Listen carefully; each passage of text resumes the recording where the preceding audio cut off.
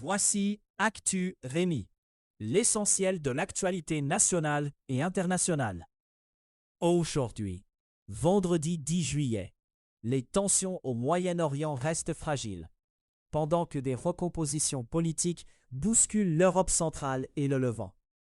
Au Canada, des données et des urgences locales ramènent au premier plan la violence armée, le logement et la résilience des services publics. Géopolitique. Les combats entre les États-Unis et l'Iran semblent marquer une pause après 2 jours d'affrontements, sur fond de cessez-le-feu incertain. Dans la nuit de mercredi, le commandement militaire américain pour le Moyen-Orient a annoncé une nouvelle série de frappes contre l'Iran. Cette reprise des frappes fragilise l'arrangement provisoire et éloigne pour l'instant un retour à des discussions. L'Iran n'a pas indiqué qu'il garantirait un passage libre dans le détroit d'Ormuz, un couloir maritime stratégique pour le transport d'hydrocarbures. Les médiateurs tentent de sauver l'accord intérimaire, alors que chaque échange de tirs augmente le risque d'escalade.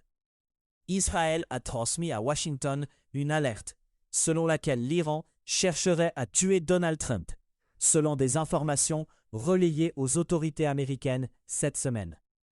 Dans la bande de Gaza, la vie quotidienne s'organise sous les contraintes d'une zone de contrôle militaire israélienne en expansion. Des secteurs sont traités comme des zones militaires, ce qui conditionne les déplacements et l'accès aux services. L'extension de cette zone de contrôle redéfinit concrètement où les habitants peuvent circuler et comment l'aide et les approvisionnements passent.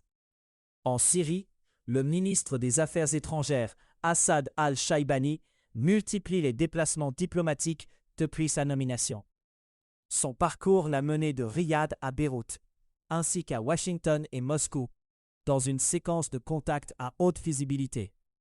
Il se place au premier plan de la stratégie du président Ahmed al-Shara, qui veut ouvrir un nouveau chapitre diplomatique pour Damas. Cette offensive diplomatique se heurte toutefois à un rapport de force régional instable, où la Syrie ne contrôle pas tous les leviers. En Hongrie, des alliés de Viktor Orban ont manifesté contre les projets du nouveau Premier ministre, Péter Magyar. Péter Magyar a remporté les élections d'avril avec une large victoire, mettant fin à 16 années de pouvoir d'Orban. Le nouveau chef du gouvernement, pro-européen, veut démanteler ce qu'il décrit comme une mafia politique liée à l'ancien régime.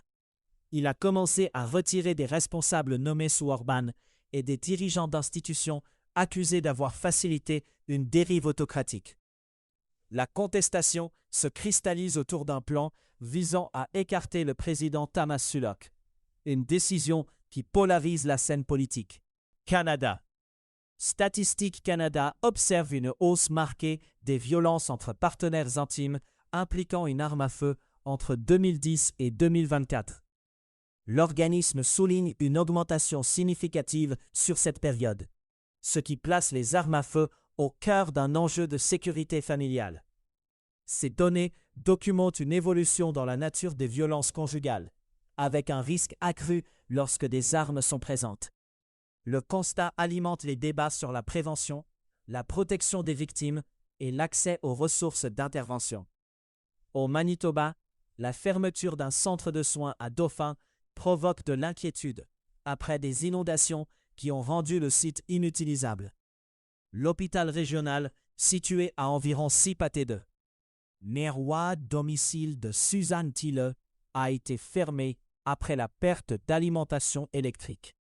Les inondations ont aussi endommagé le système de chauffage, ventilation et climatisation, ce qui empêche le fonctionnement normal de l'établissement.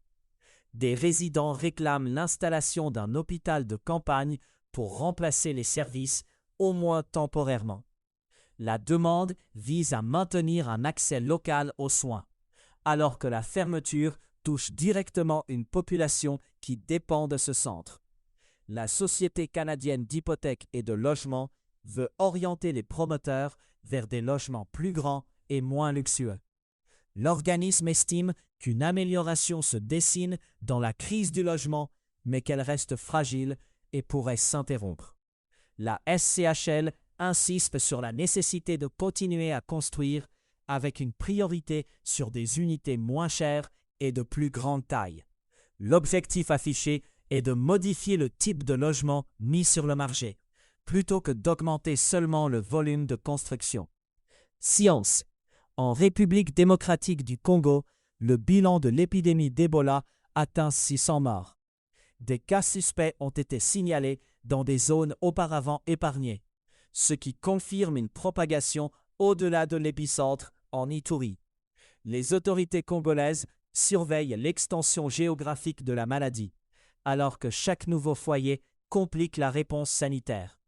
L'apparition de cas suspects dans d'autres régions augmente les besoins de dépistage, d'isolement et de suivi des contacts. Le franchissement de nouvelles zones change aussi la logistique, car il faut déployer du personnel et des moyens plus loin du centre initial. La Chine a réussi l'atterrissage d'une fusée réutilisable pour la première fois, selon des médias d'État. Ce jalon technologique place Pékin dans une trajectoire similaire à celle d'entreprises américaines comme SpaceX et Blue Origin. Un lanceur réutilisable vise à réduire les coûts et à accélérer le rythme des missions, en récupérant une partie du matériel. La réussite d'un atterrissage contrôlé constitue une étape clé, car elle conditionne la réutilisation réelle après le vol. Cette avancée pourrait modifier la cadence des lancements, si elle se confirme et se répète sur d'autres missions. Climat. En Espagne, un incendie de forêt parmi les plus meurtriers du pays a fait au moins 12 morts dans la province d'Almería. 23 personnes sont aussi portées disparues et plusieurs victimes ont été retrouvées dans des véhicules calcinés en tentant de fuir. Les flammes se sont propagées dans un contexte de canicule, avec des températures au-delà de 40 degrés enregistrées dans le pays. En 2025, l'Espagne a vu plus de 393 000 hectares ravagés par des feux. Un ordre de grandeur cité pour situer l'intensité du risque. En Chine, un typhon a laissé des habitants bloqués sur des toits, avec au moins 11 morts rapportés dans les zones touchées.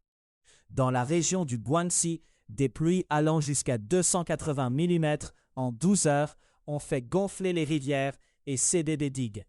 Les inondations ont frappé la ville de Nanning et ses environs, avec des dégâts importants et des situations de danger direct. Monde. Au Venezuela, l'Organisation panaméricaine de la santé parle d'une urgence critique après des séismes. L'agence met en cause des abris surpeuplés, des pénuries de vaccins et un système de santé en effondrement. Le risque principal identifié est l'apparition de foyers de maladies dans les shelters où la promiscuité accélère la transmission. La combinaison des ruptures d'approvisionnement et d'une capacité hospitalière affaiblie complique la prévention des épidémies secondaires. En République démocratique du Congo, les Nations unies déplorent une recrudescence des combats dans le Sud Kivu.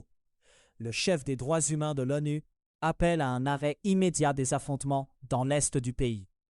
Les combats se sont intensifiés entre l'armée congolaise et la milice M23, décrite comme soutenue par le Rwanda. L'aggravation des clashs dans le Sud Kivu ravive les inquiétudes sur la protection des civils et la stabilité régionale. Au Nigeria, une fausse agence fédérale découverte au sein d'un quartier général gouvernemental déclenche une tempête politique. Cette entité fictive a reçu 1,3 milliard de naira dans le budget 2026, soit environ 700 000 livres sterling. Le président a ordonné une enquête alors que l'affaire relance les accusations de corruption dans la plus grande démocratie d'Afrique. La polémique survient à l'approche d'élections générales prévues en janvier, dans un climat politique déjà tendu. L'alerte initiale a été formalisée par une lettre du chef de cabinet du président, Femi Gbajabiamila, adressée à la police. Économie.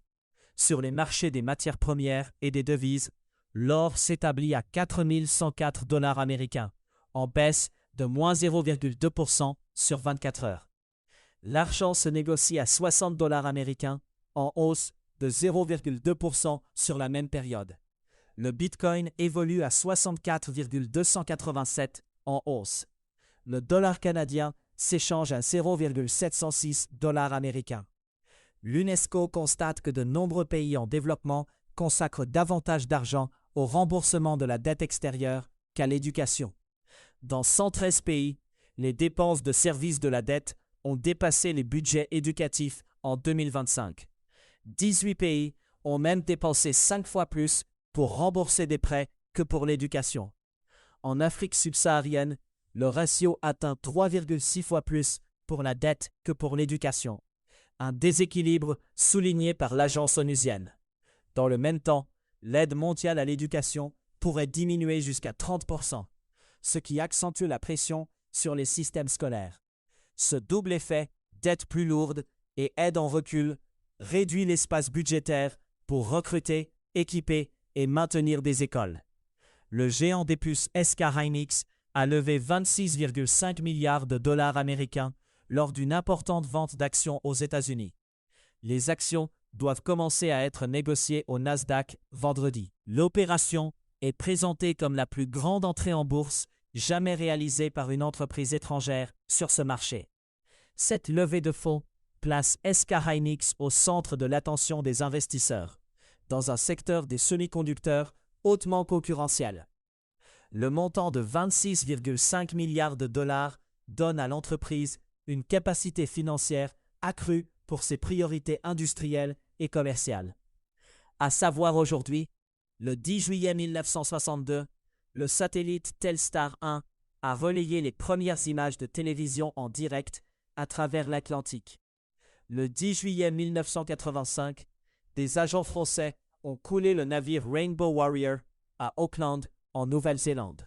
C'était Actu Rémi. Plus d'actualités sur acturemi.news.